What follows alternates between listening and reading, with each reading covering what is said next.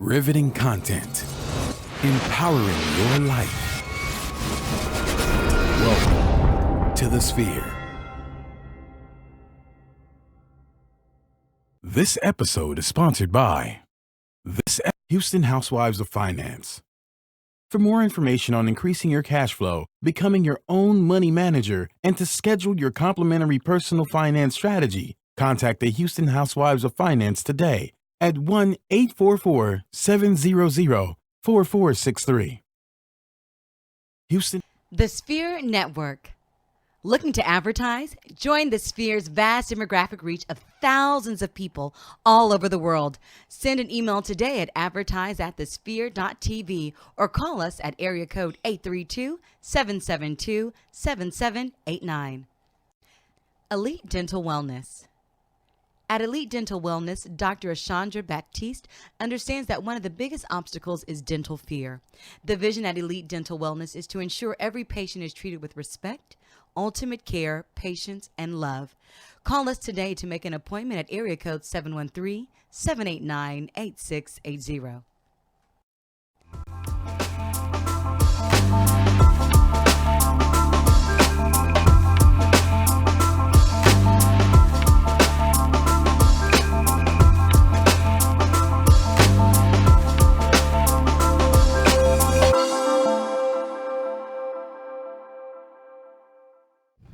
What's up, good people? Welcome back to another great episode of Technocrats. I'm your host, Gary Lee, also known as G Hawkins. Of course, you can find me anywhere online, Facebook, Instagram, Twitter, Snappity chatting at G Hawkins. That's G Hawkins with a Z.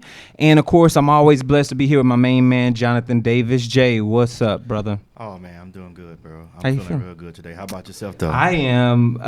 The stress is starting to ease, and Yeah. stuff is starting to work. So, Yes. for those that are watching right now, look, the background looks a little different. Why? Because we're in one of our newer studios. So we're constantly growing over here at the Sphere. We constantly got stuff popping off, and I'm just happy to have this studio up and functional in the way that it should. We still got some few kinks here and there to work out, but that's what we do with Technocrats. That's it. You know, the ins and outs of technology, we're constantly going through them as we're giving y'all gems, as we're talking about the things happening in technology for you all so we can sow into you. We're going through it in our own studio. We're testing out the same technology that we're reviewing, and we want to make sure that you understand the things that we might have missed on the front side, right? So you don't have to, scrape your knee up like we see on Startup Masters. You don't have to get in there to the white meat. You can scrape all your knees up and stuff trying to go through this technology. We're going to go through it for you and then disseminate the information out to you. So, and that's what we do, That's man. it. That's what That's we do. it. I done got warm in here Yeah. talking about it. I'm getting warm in this mug. Yes. So let's hop into some technology news. One of the things I want to talk about is Netflix. Now, Jay, I've been using Netflix since CDs. Yeah. Since Yeah. DVDs. Right. I've been Same here. using Netflix since there was still a Blockbuster. And I was literally like, am I going to go back to Blockbuster? I still got this little yellow and blue card. Am I going Right. to use this? Am I going to, what am I going to do? And then I remember Redbox coming out. Oh. And so I was like, well, Redbox, you can go get your stuff. You ain't got to wait in the mail. But Netflix kept pushing. Kept pushing. U.S. customers kept growing. The prices kept growing. But they added more movies. They added more features. They jumped over to Blu-ray. So then we got our Blu-ray catalog. Then they kept pushing. Streaming came along. And then streaming blew up. That was it. Blew up. That was it. And then now we're sitting here with Netflix at over 100 million users. Now, first and foremost, 100 million users, and they've crossed $100 billion on their market cap. $100 billion company. I am, like I said, blown away. They're at almost 120 million users as of today, and that's across the globe now. Subscribers across the globe. They're constantly growing. Do we now say, and I think this is what I want to put at the table, is this the end of other streaming services, or do you think Hulu, Crackle, Epix, do you think some of these other smaller services have the opportunity to catch up to Netflix? I think Netflix is such a whole nother stratosphere. Mm-hmm. I think the other ones are great and they have good content, but Netflix has such a huge, like the catalog you mentioned, that supersedes everyone else. I mean, it takes care of everyone. They have the international programming, And the original content is really good original content. True. I mean, they have original content that really makes someone want to get a subscription with Netflix just to watch what's on Netflix. I don't know of anyone else that has anything original. I know Hulu has original content. Then you have CBS app on Apple TV trying to charge you monthly for that stuff. But the Netflix is on point right now, and the subscribership is just going to continue to grow. But what do you think? Do you think it's going to be like anyone really can come in the game right now new? I know we talked about who we talked about a couple weeks. It was someone, the Disney thing. Yeah, Disney want to do their own thing. Now, here's my thing, and this is how I feel about this. The only way a company can come in that's relatively new in the streaming market is if they're not relatively new in the production market. Okay. Meaning a company like a Fox, and not just the Fox app that's on Apple TV, but I'm talking like their cinematic blockbusters moving to a streaming platform and not just being in the theaters, doing stuff like that. Right. That's the only way you're going to be able to catch up or even try to compete. And the other word that we've seen thrown around so many times and utilized effectively in a lot of different markets, that's the word exclusivity, right? So if Disney, what we talked about a few weeks ago, if Disney says, you know what, all my Marvel movies, all my toys, the Hotel Transylvania, all my Pixar movies that the kids love, right? So you take that, you take all these Marvel movies, and you say exclusive, right? And you say $7.99 a month, $8.99 a month to get access to this content. People gonna pay, right? I'll pay. Like, I'm just being honest. Right. I'm gonna pay. Right, I would too. Because those are great movies. Right, and if they able to bring the movie to their platform sooner and faster than what it is now, deliverable, man. Come on. Well, this is the thing I don't want. Talk about it. Okay, these are supposed to be alternatives to, and let people want to cut the card. If they're gonna start breaking it up in so many different packages and so many solutions you have to choose, it's gonna be cost more as having cable again. It will. Yeah, and that's the thing. Yeah. It's like at the end of the day, consumers will still lose. Like we're gaining right now because I'm not paying the $150, $200 I was paying originally when I had DirecTV. Shout out to you, DirecTV. You really upset me with all those set-top boxes. Had to have the cards back in the day. Oh yeah, we used to do the illegal stuff. I used to shit. It was like 10 of us on one plan. Everybody had 2 or 3 boxes at the house. And we was like, we just got a mansion. It's like 15 rooms. We just need a room. But anyway, today, cutting the cord, I'm probably saving $70, $80 a month. I'm probably saving $800, $900 a year by cutting the cord, by having all these other services. But I am paying $15 to HBO, $10 to Hulu, $12 to Netflix, $15 to Sling. I'm trying to decide if I want YouTube TV and maybe erase one of them, which is like $30. And then I think my Sling is like $25. So I'm steady adding services on top of services, plus my Google Play subscription, my Tidal subscription. So I'm still shelling out $100+ in media subscriptions. And every now and then when I want to watch a movie, Apple TV says, well, open in, or you need to subscribe. Come on. Here we go again. I know. Another situation where I've got to subscribe. So. Yeah, NBC and CBS. Exactly. And I'm like, come on now. Fox wants some. Everybody wants some coins out of us. But I'm happy to say that Netflix, at this point, they appear to be on top and untouchable. Yeah, Netflix was the answer to everyone's prayers in the sense that they brought the content, high quality content, and it's legal. And it's very affordable. So it kind of deterred people from trying to get the bootleg copy, the inferior quality. Like me, myself, and yourself, we want quality. Exactly. We invest in something. Our eyes can see the difference. Our ears can hear the difference. And we know. And we know when something is grainy and things like that. So Cody can't do it sometimes. It can't do it. It can't. People playing around. Y'all still out here working with these, what are those things called? These Amazon Fire Stick. Amazon Fire Sticks.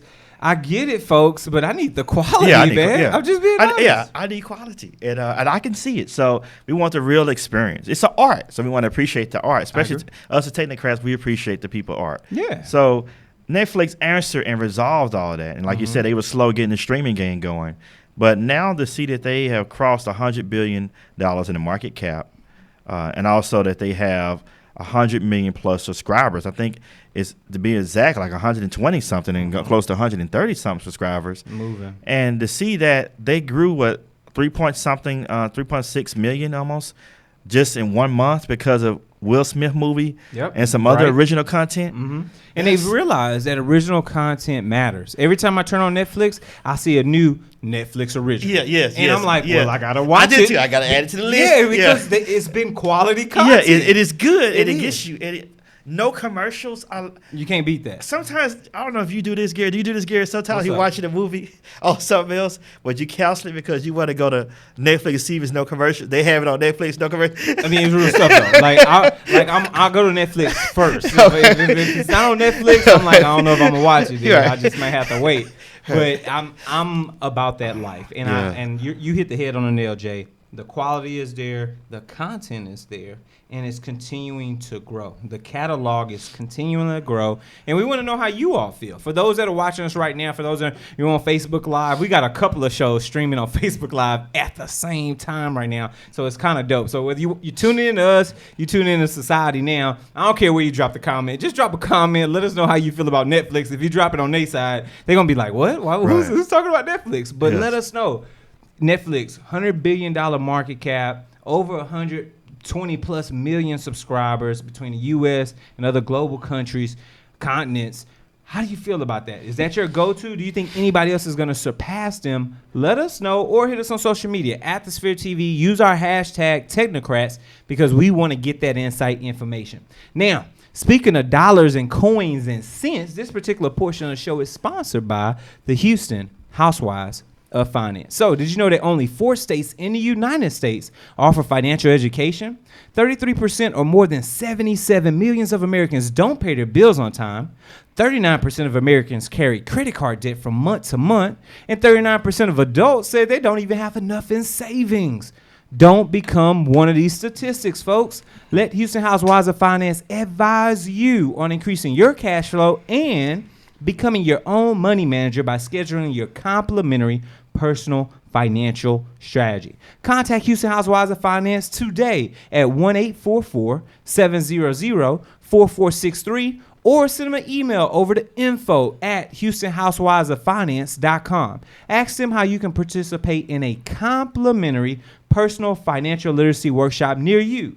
Houston Housewives of Finances are the new faces of the new age of financial services. And we know this to be true because in office, we use them. They're great ladies. They get the job done, and they're about putting coins back in your pocket. So definitely shoot them an email or give them a call. Now, something else that's going on in the news, Jay, something that I consider really big is Amazon. You know, we continue to talk about what they call the FANG, Facebook, Apple, Amazon, Netflix, and Google. Yes. It's like they continue to push the envelope, continue to grow their own personal economy, which affects millions, if not billions, of people, right? So one of the big things that's going on right now, for those that are watching us that are unaware, Amazon is looking for a place to put their new headquarters. Now, they've chopped the list down. If I remember correctly, it was either 40 or so. Now it's down to about 20 new or 20 lasting locations that they're going to decide to choose from here in the United States. So let's take a look at this article. And Jay, I want you to talk about this. Let me know how you feel about this final list of 20. And let's go through some of the key ones that you think may have a chance for Amazon. Yeah, well, they mentioned some of the snubs. And in the final list, of course, I'm a little biased living here in Texas and here in the Houston area. Of course, I want Austin to get it. Yeah, of course. Yeah, Austin Always. to get it. Now, because Austin is beautiful. It's all a is. hilly area, a good, nice retreat place to go to. And they are tech. They're a tech company. Enterprise. Apple has some stuff out there, too. You've got the people with the know-how to Right. do the jobs that Amazon needs done. Exactly. The people have the skill sets. Exactly. But to look at the article that you're referencing, I make sure I'm looking at the same article that you have. Yeah, okay. So I see some of the places that they mentioned here. At first, I see Birmingham, Alabama. Okay. What else I see up in here in the game? I see Utah. Just where they are located, I just don't think those be places that people want to travel and for logistics to get things like a good distribution point. But for a technology center, a city that's already built and referenced to have infrastructure already in place to have conference facilities for big venues and tech shows. I think that needs to come into play. So I was very excited about one particular place outside of Austin. Okay. And that's Detroit. Okay.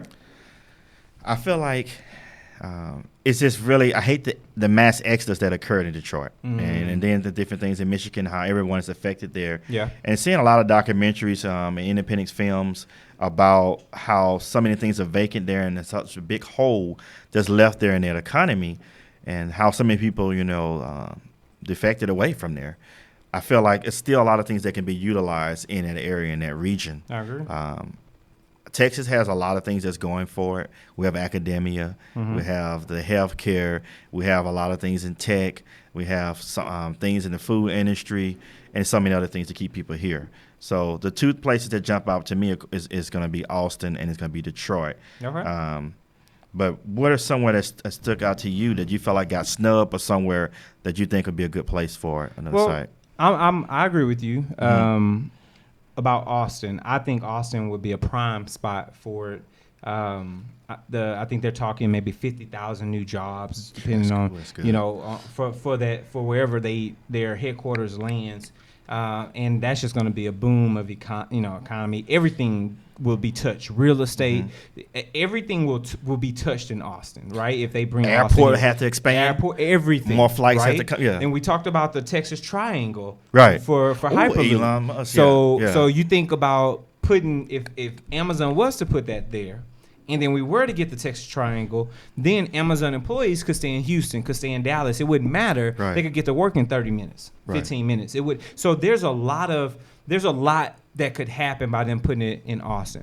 I also like the fact of going to Salt Lake City.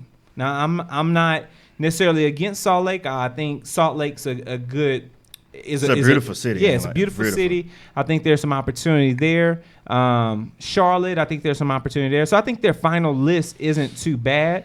I'm also I wish if it was on my list, I wish San Antonio wouldn't have got snubbed. That I think San Antonio could have been a good spot for it, but the fact that you consider either Austin or San Antonio speaks volumes anyway. Because San Antonio is a up and growing city, and San Antonio, Austin, Houston, Dallas, all four of these cities are in the top 15 cities in the United States from a size perspective. So we're four of the top 15 biggest cities in the country live in Texas. Right. So I don't think they could have went wrong here in Texas, but if that's not what they decided to do, which we'll see. We'll see what happens. Right. Austin, Dallas are finalists right now. San Antonio was knocked out. We'll see what happens. Right. But Facebook Live, we gotta let y'all go because the time's rolling and the show has some other stuff, and I want to continue to talk to Jay about this. But we want you to know that you gotta subscribe to get the rest of the content. So go over to sphere.tv/Technocrats. We've got a bunch of options for you and some new options. You can get us on iTunes, Google Play, SoundCloud, YouTube, Stitcher, Spreaker, and of course, iHeartRadio. Now, while you're there, make sure you give us some constructive criticism, give us some feedback, give us some ratings. We want to know how we're doing, and we need those ratings to help other people be aware of our show. And at the same time, share this out. Share with your family, your friends, your colleagues, your loved ones. Share with anyone and everyone you know that's into technology. And last but not least, if you truly love what we're doing, sow a seed. Go over to the sphere.tv/donate. We've got a couple of options for you. We got a single-based donation as well as our Patreon-based donation where you're going to get exclusive content just for being a donator on Patreon. Once again, good folks, Technocrats is not ending, but please go subscribe right here at the Sphere. All right, let's keep this party going, Jay. But on this particular thing, what do you think would be a negative impact for the city where Amazon headquarters lands? Okay. A negative impact? Negative impact. Okay. I would like to think that with them being a tech company, they will follow suit like Apple and try to build everything green and efficient. I agree. I think they should try to get the highest marks and awards, medallions, whatever they can get for that complex they're going to have there. The thing I worry about is that I feel like they're going to require a lot of infrastructure resources for something that big. Because what they saying supposed to be like $1 billion campus or something like that or more. Those lines. Yeah, Yeah. you know, that's a lot. You know, okay, It is. and that's going to take some time. So that's going to help out the unions and independent contractors to get a piece of that work. How many years that's going to take to finish construction on a project that large? The other thing I worry about the impact and size of the environment is how it's going to shape and form the city that it's going to go to. Sure. Yeah.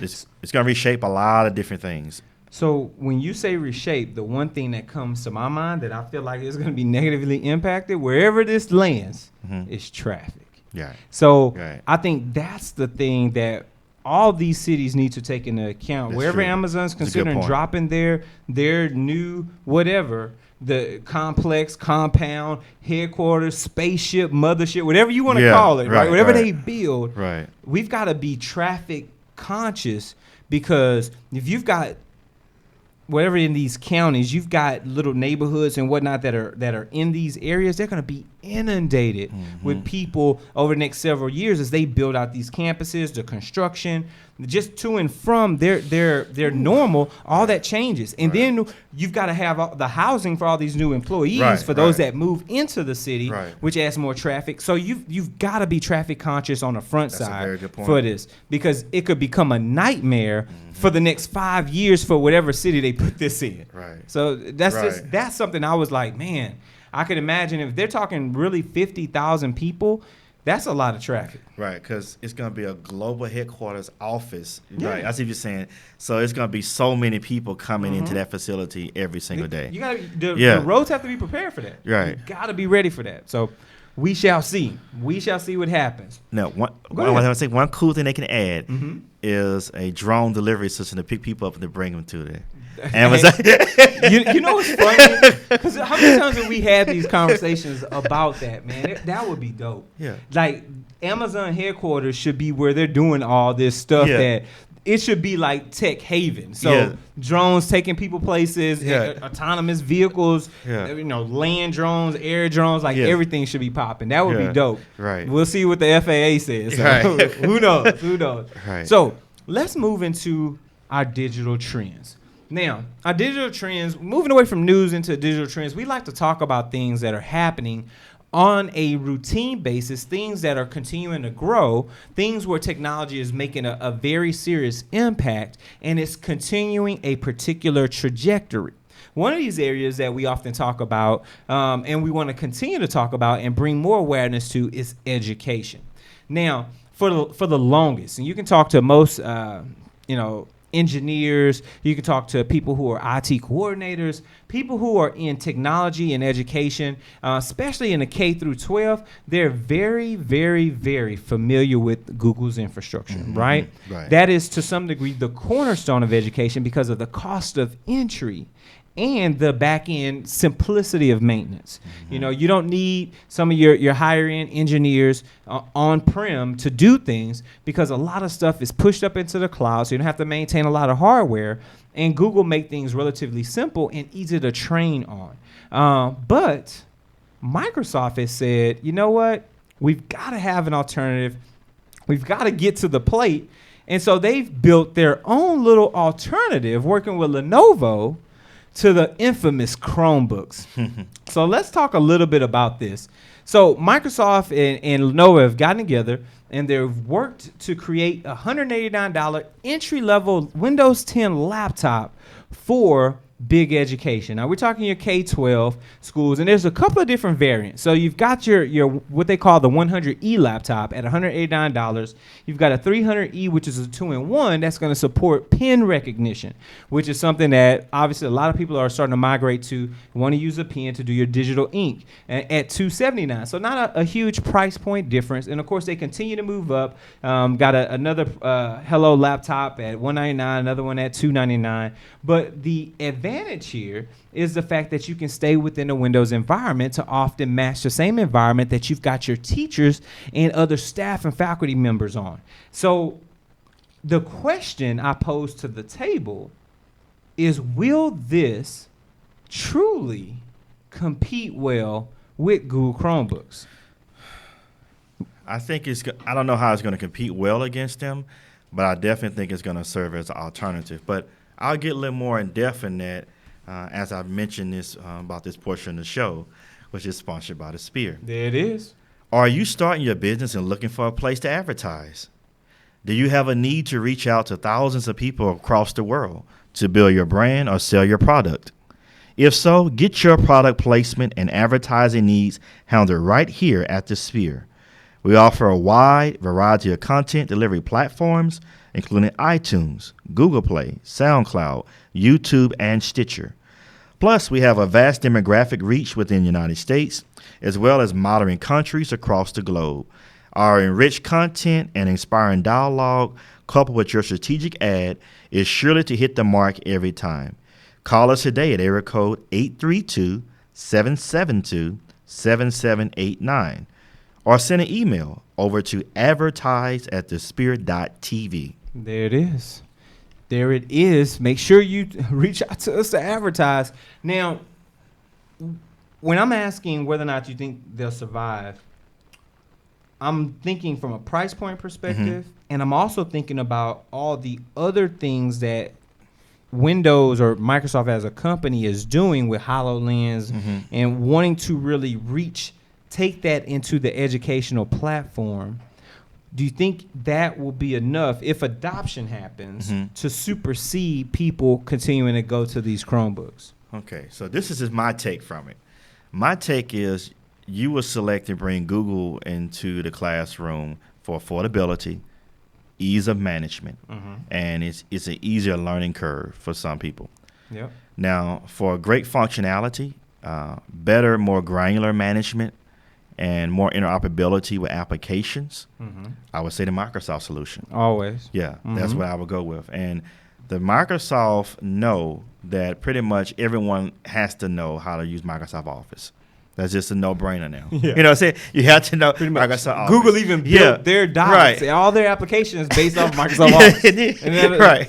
And then in addition to that too, Microsoft Windows 10 is it's one of the best operating systems they ever released to me. Agreed. It's silent, it's beautiful, it's elegant, it's a short learning curve. You hop on, you know what to do. But it still looks jazzy, even though it's so similar to 7 and early editions. Now, I think what's going to happen is if I'm a director or someone in an office at a school to K to 12, I'm looking at the interoperability for this to work with a VR headset, AR, this to work for STEM, to work with other type of programs. I'm going to go to Microsoft, especially this price point.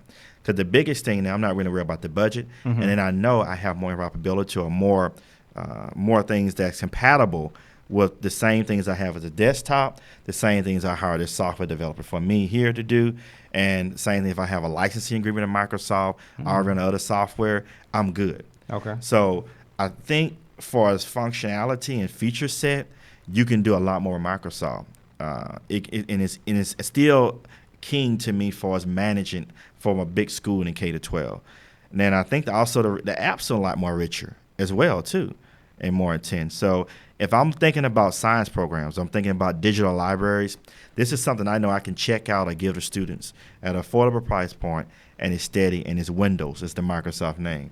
Google is great and all, but its limitations, its updates, and it's trying to keep things to be consistent against too many other type of hardware devices.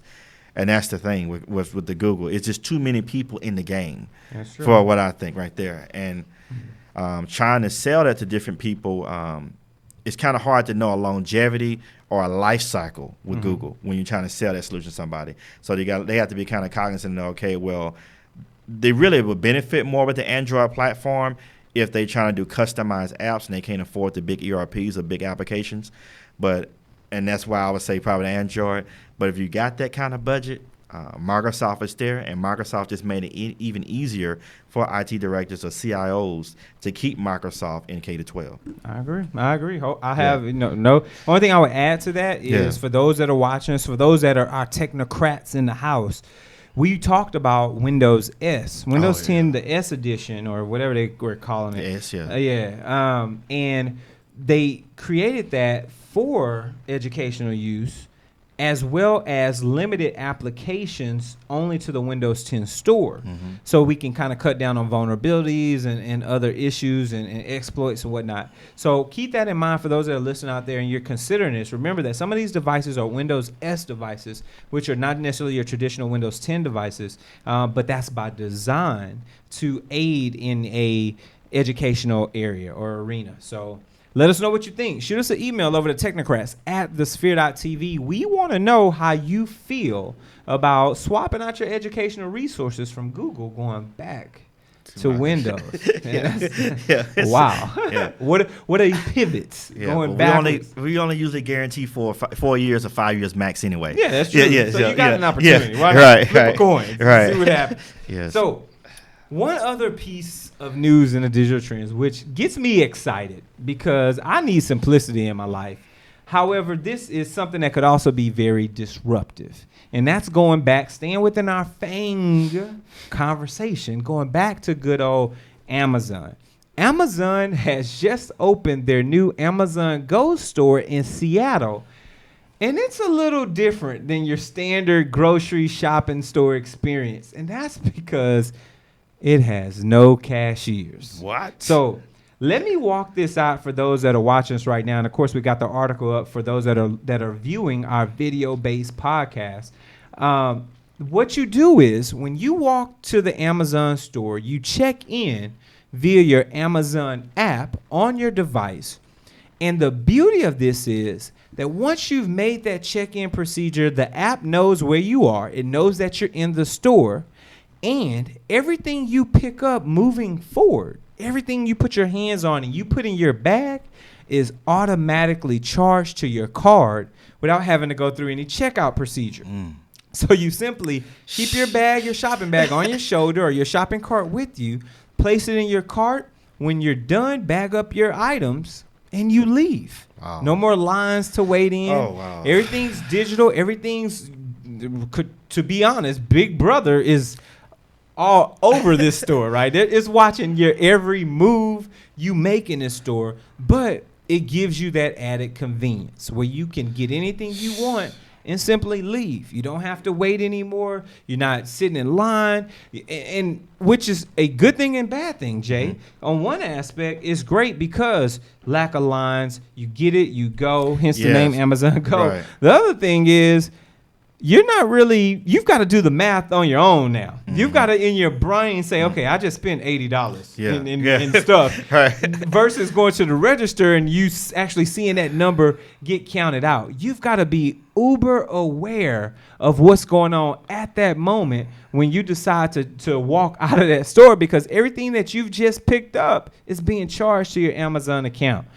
I love this idea. I love the idea of scanning, being able to grab things, just get it and go.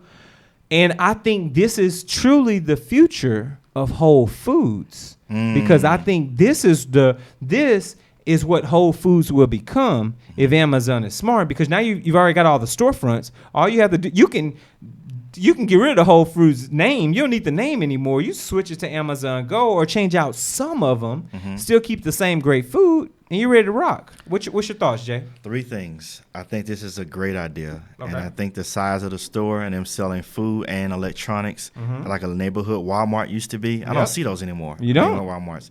But this is a lot smaller, and people can just go in and get out. The second thing, I'm hoping, since they're not hiring anyone for cashiers, they have a few people on the floor to attend to people, that they go back to the old way of electronic stores used to be. And that's when you had people who knew about the TVs, who knew about all the features, who didn't just read the card when you came in front of them like they do now. When you ask them about, do they have this and so and so, or you have to do your research now before you go into Best Buy and things now. Hopefully they bring that back. And the other thing I think about too, will these stores be 24/7?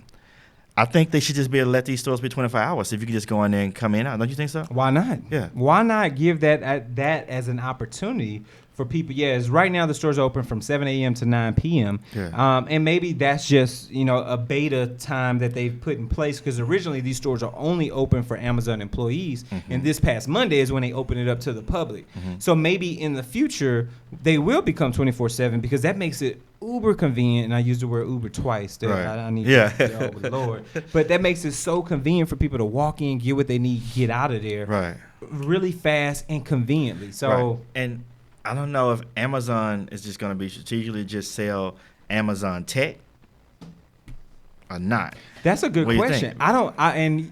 Just knowing Jeff Bezos, being the fact that right now you can go on Amazon and get anything you need. Right. I couldn't foresee them limiting the store just to their own tech, because it's advantageous for them to continue the tradition of being able to offer popular items that people need. Okay. And of course, whatever agreements you have with Right. other big time retailers. Right. I got something that came to mind, but it's after this portion of the show, which is sponsored by Elite Dental Wellness. Woo. At Elite Dental Wellness, our vision is to curate a welcoming practice that will offer exceptional dental care and a lifetime of dental wellness. We are committed to the finest possible oral care and the overall health and well-being of our patients. Elite Dental Wellness is built upon a foundation of integrity, expertise, and service. Through our commitment to modern dentistry, continuing education, and friendly atmosphere, we strive to make our patients feel that they are part of our family. Dentistry can be scary, daunting, and uncomfortable. Dr. Batiste and her team work tirelessly to ensure your comfort. Make your appointment today with Dr. Chandra Batiste at Elite Dental Wellness by calling 713-789-8680. There it is. Now, remember, if you say the Sphere when you're there, you get 10% off your services, which could be a pretty penny. Yes. So keep that in mind. Make sure you say the Sphere when you reach out to Dr. Chandra Batiste. So, Jay, you were saying about these Amazon stores. Yes. So the Amazon stores, one of what's going to go into play when they're thinking about location. Okay. What city markets they're going to start building, putting these things in, or what spots they're going to take, lease space they're going to take over. The other thing I'm thinking about, how is Amazon even going to go another step further and make this more unique of a shopping experience, and how they're going to do this with Alexa some type of way. From can you think about it, the process? What could Amazon do? I mean, are they going to have delivery drivers who come deliver to you as well? Or from the initial stage, you ordering from your Alexa?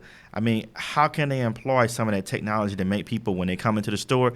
So when I come into an Amazon Go store, I should be able to see something on the wall and say, hey, buy this so-and-so device to make your shopping experience greater at Amazon Go.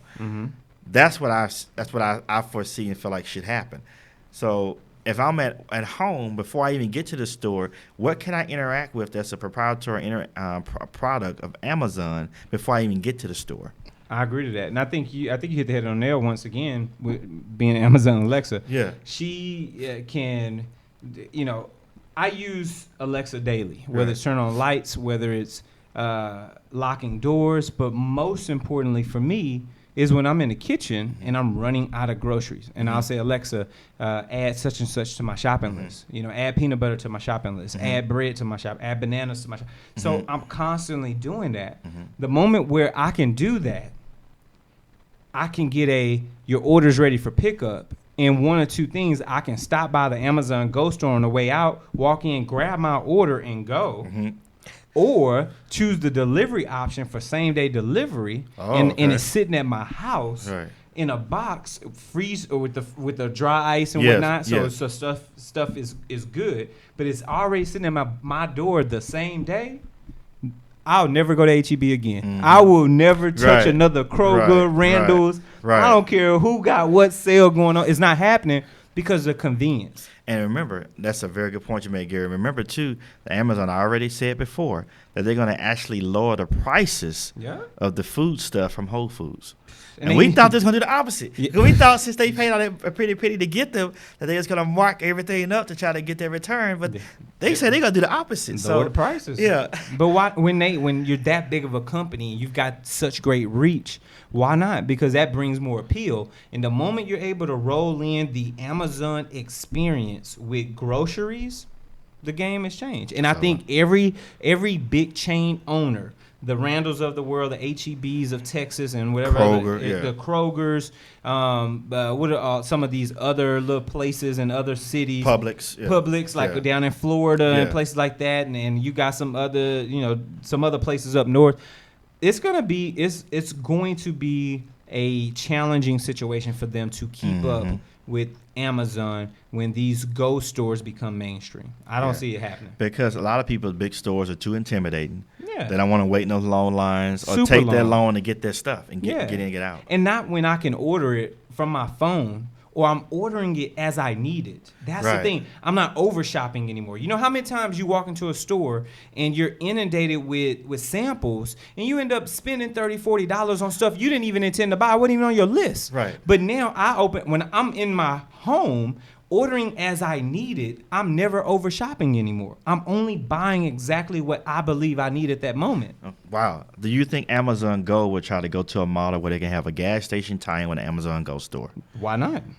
Why not be able, it's some type of refueling station. Why not? Right. This model, here's what I really think is going to happen. I think that the Chevrons, the Texacos, I think that all these other places are paying attention.